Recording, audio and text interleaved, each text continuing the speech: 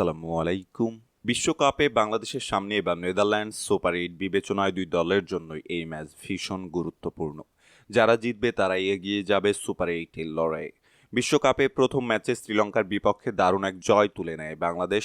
দ্বিতীয় ম্যাচে দক্ষিণ আফ্রিকাকেও প্রায় হারিয়ে দিয়েছিল, যদিও শেষমেশ ৪ রানের হার নিয়ে মাঠ ছাড়তে হয় টাইগারদের। নেদারল্যান্ডসও ভালোভাবে লড়াই করে হেরেছে দক্ষিণ আফ্রিকার সাথে, প্রথম ম্যাচে জিতেছিল নেপালের সাথে। দুই দলের পয়েন্টই সমান, দুই দলের সামনেই আছে সুপার ৮-এ খেলার সম্ভাবনা। নেদারল্যান্ডসের বিপক্ষে মাঠে নামার আগে সুপার ৮-এ খেলার ব্যাপারে আত্মবিশ্বাস ঝরেছে বাংলাদেশের অধিনায়ক নাজমুল হোসাইন শান্তর কণ্ঠে। সংবাদ সম্মেলনে শান্ত বলেন, আমরা ভালো ক্রিকেট খেলছি এখানে।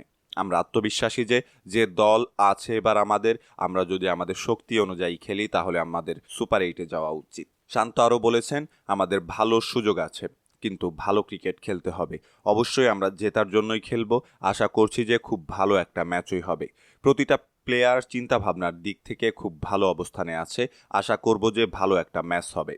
উল্লেখ্য, আজ রাত বাংলাদেশ সময় 8:30টায় শুরু হবে বাংলাদেশ ও নেদারল্যান্ডসের ম্যাচ।